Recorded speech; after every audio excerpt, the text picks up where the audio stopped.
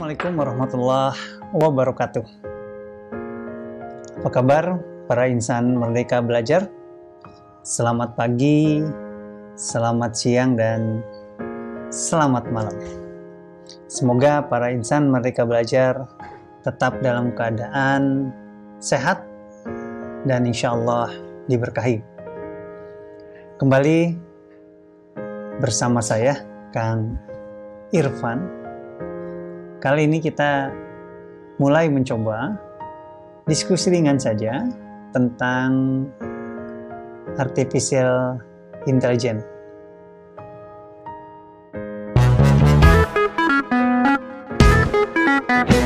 Karena bidang saya tidak jauh dari rekayasa teknologi transportasi, mari kita coba diskusi hubungan tentang artificial intelligence dengan rekayasa teknologi transportasi.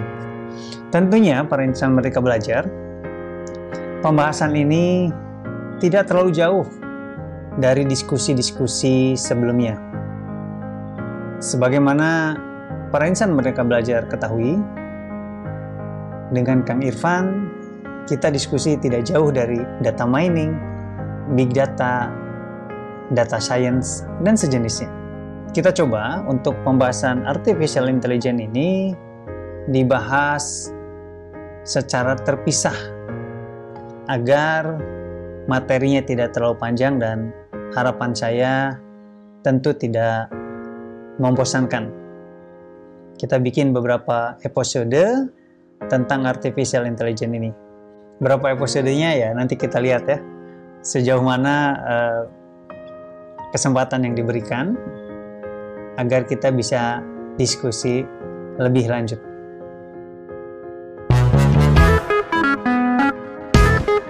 Ketiga kata kunci ini merupakan pilar fundamental yang membentuk wajah peradaban manusia di abad ke-21, terutama ya tentang transportasi itu sendiri. Untuk memahami artificial intelligence, tentu kita harus memiliki definisi dan konsep dasar AI yang kuat, sehingga teknologi yang akan kita pelajari mampu dan memiliki kemampuan pemecahan masalah layaknya manusia.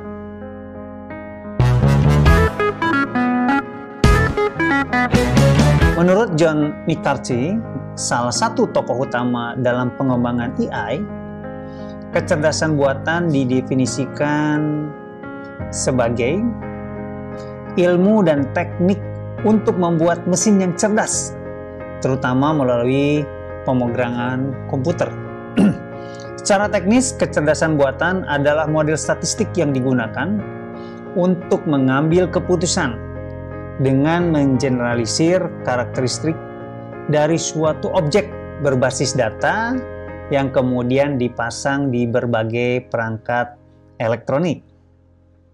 Dalam praktiknya, AI ini akan mensimulasikan dengan kemampuan mengenali gambar, menulis, bahkan membuat prediksi berbasis data.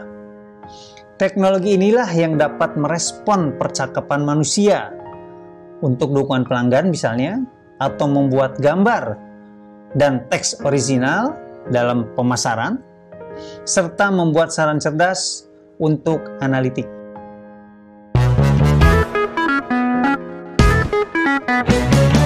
Sejarah perkembangan AI sendiri memiliki perjalanan yang panjang dan sangat menarik. Konsep AI sebagaimana sering kita dengar muncul di awal 1950-an ketika para ilmuwan merintis langkah pertama dalam pengembangan artificial intelligence. Namun tentunya akar konsep AI ini ada jauh sebelum itu. Ya kurang lebih di tahun 1940-an ketika tokoh seperti Alan Turing mengusulkan konsep dasar AI dan memperkenalkan tes Turing pada tahun 1990 sebagai tolak ukur untuk menentukan kecerdasan mesin. Kemudian di era pembentukan konsep awal, yaitu 40-50, mereka meletakkan dasar. Salah satunya dengan kontribusi Warren Michelson dan Walter Pitts yang mengusulkan model neuron buatan yang kemudian menjadi fondasi dalam jaringan neural atau neural network. Nah, pada tahun 1956 inilah istilah AI muncul yang diperkenalkan oleh orang yang pasti kita sering dengar, yaitu John McCarthy dan rekan-rekannya dalam konferensi, kalau nggak salah konferensi Dartmouth. Nah, perkembangan AI ini mengalami pasang surut, termasuk periode yang dikenal sebagai AI Winter di tahun 80-an. Ketika minat dan dukungan terhadap teknologi ini menurun drastis. Baru di tahun 2000-an lah, kemajuan teknologi komputer dan perkembangan algoritma memulai era baru di dalam perkembangan AI. Sehingga kita makan waktu yang cukup lama tertidur AI ini, ya kurang lebih 20 tahun. Hal ini bisa saja didorong karena saat itu para pemerhati, para ilmuwan komputer sedang mengembangkan secara gencar infrastruktur komputer itu sendiri. Di saat internet menjadi komoditi umum yang sebelumnya hanya milik Departemen Pertahanan di Amerika misalnya, atau badan intelijen di berbagai negara maju lainnya, kemudian di 80-an ini menjadi komoditi yang bisa diakses oleh semua orang, terutama perbankan. Situasi ini kemudian sedikit melupakan tentang AI, sehingga baru di awal tahun 2000-an lah AI kembali menggeliat. Kurang lebih seperti itu perkembangan AI dari awal, kemudian secara masif dikembangkan di awal tahun 2000. Evolusi AI, saya suka teringat dengan revolusi industri yang terjadi di awal abad 19. Di saat itu muncul namanya mesin uap. Situasi itu kita sebut dengan revolusi industri 1.0. Ini yang disebut dengan era mesin uap. Revolusi industri 1.0 dimulai pada abad ke-18 dengan ditandai penggunaan mesin uap sebagai penggerak utama dalam produksi.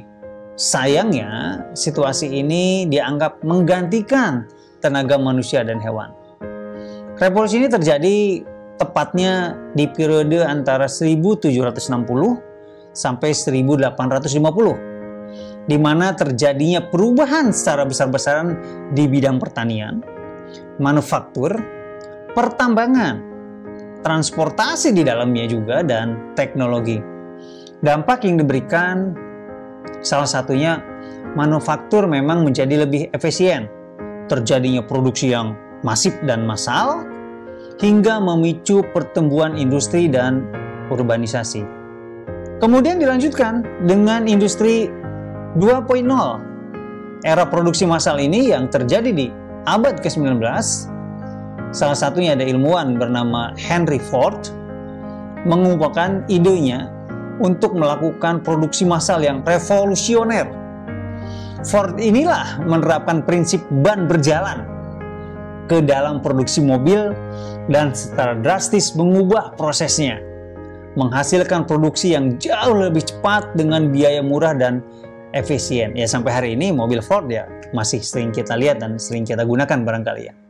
Kemudian di revolusi industri 3.0, era teknologi informasi mulai menggeliat.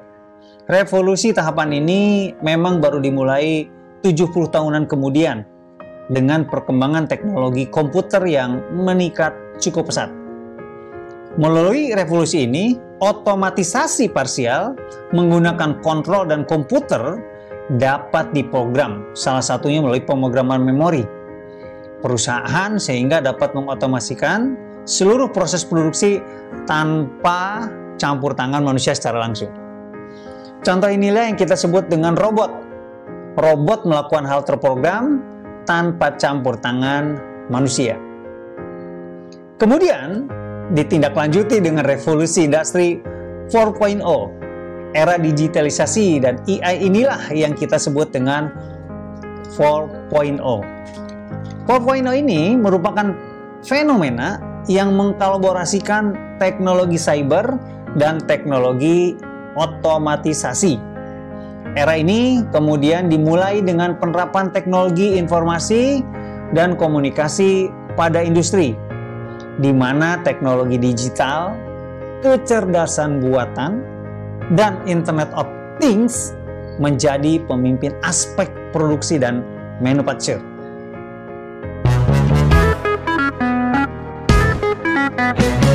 Dalam revolusi industri 4.0, setidaknya ada 5 teknologi yang menjadi pilar utama. Yang pertama, Internet of Things atau IoT. Yang kedua adalah Big Data. Yang ketiga adalah Artificial Intelligence sendiri. Dan yang keempat ada Cloud Computing.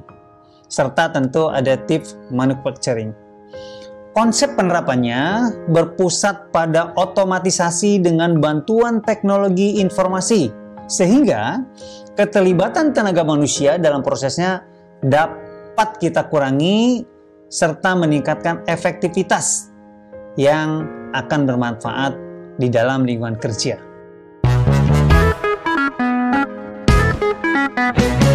AI telah menjadi inovasi yang penting di industri transportasi. Hal ini membantu meningkatkan efisiensi, keamanan, dan pengalaman pelanggan atau journey. Dengan AI, industri transportasi dapat mengoptimalkan operasional, mengurangi biaya, dan membuka jalan bagi mobilitas masa depan yang lebih cerdas dan keterhubungan. Salah satunya ada kendaraan otonom, sering kita dengar. Kendaraan ini dilengkapi dengan teknologi AI yang memungkinkan kendaraan ini untuk mengenali lingkungan sekitar, menganalisis data dari berbagai sensor, dan melakukan navigasi secara otomatis. Dengan kemampuan tersebut, kendaraan otonom diharapkan dapat mengurangi insiden kecelakaan yang biasanya disebabkan oleh kesalahan manusia dan meningkatkan efisiensi penggunaan jalan. Juga, AI ini dapat melakukan optimalisasi manajemen lalu lintas berupa penguraian atau pengurangan kemacetan lalu lintas yang sering terjadi di kota-kota besar. Dengan AI, sistem manajemen lalu lintas dapat dioperasikan dengan lebih efisien. Kita semua harus yakin bahwa AI dapat menganalisis data lalu lintas secara real time dan mengoptimalkan rute perjalanan, membantu mengurangi kemacetan, serta mempercepat waktu tempuh. Bagaimana secara sederhana AI dapat digambarkan? Mempermudah penentuan rute, sehingga dengan secara tidak langsung dapat mengurai kemacetan.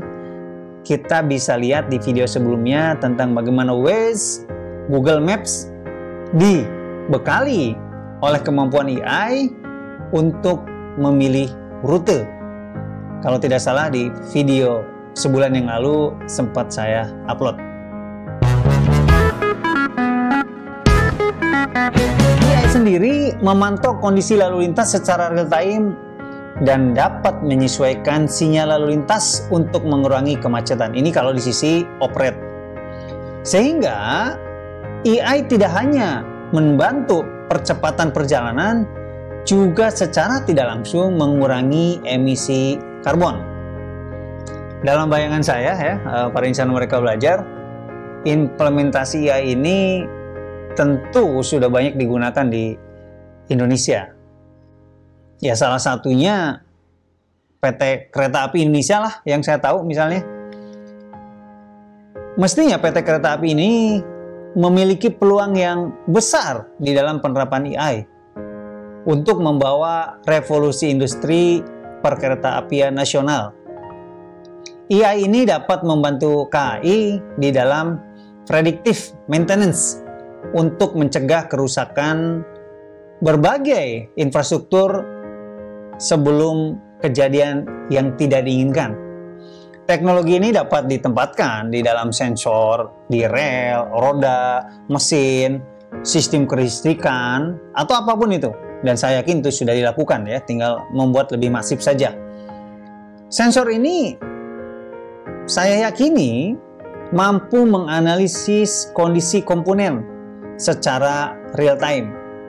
Sehingga kalau prediktif ini mendekati akurasi yang baik, maka kemungkinan terjadinya penundaan operasi kereta karena kerusakan tiba-tiba yang tidak diketahui ya mungkin bisa kita kurangi. Japan Railway sendiri atau JR East, sepengetahuan saya sudah sangat lama menerapkan teknologi serupa ini ya, dan berhasil mengurangi downtime kereta hingga 30%. Angka yang sangat bagus. Jepang sudah kita kenal sangat tepat waktu, ini bisa lebih akurat lagi. Juga selain KAI, transportasi umum bisa kita dorong lebih cerdas. AI berperan dalam meningkatkan efisiensi transportasi umum. Melalui analisis data perjalanan, kemudian pola penumpang dan kondisi lalu lintas, sistem AI dapat saja kita create algoritmanya untuk mengoptimalkan jadwal, mengoptimalkan rute, dan tentu memastikan kapasitas kendaraan untuk memberikan layanan yang lebih baik kepada masyarakat.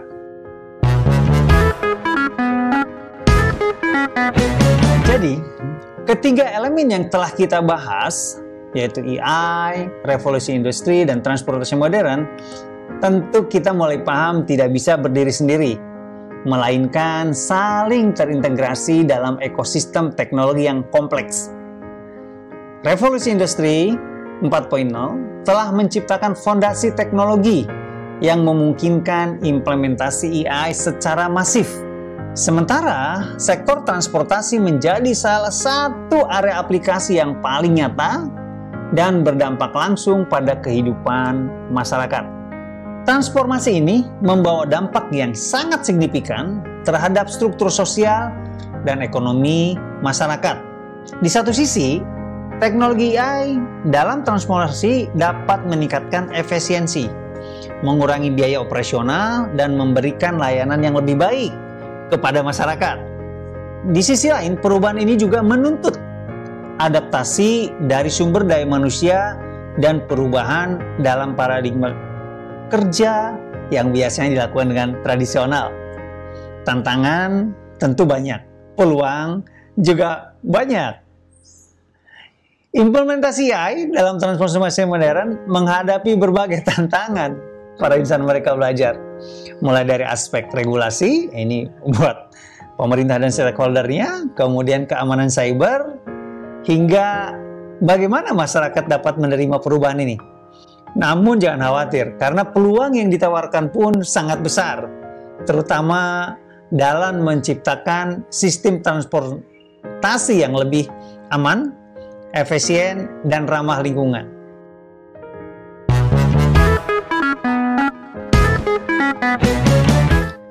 Perkembangan AI, revolusi industri, transformasi transportasi modern bukanlah sekedar fenomena teknologi, melainkan refleksi dari kemampuan manusia untuk terus berinovasi dan beradaptasi. Dengan pemahaman yang baik tentang ketiga aspek tadi, kita berharap dapat lebih siap menghadapi masa depan yang penuh dengan peluang dan juga tantangan. Para insan mereka belajar, itu yang bisa saya sampaikan dalam video kali ini. Semoga bermanfaat. Assalamualaikum warahmatullahi wabarakatuh.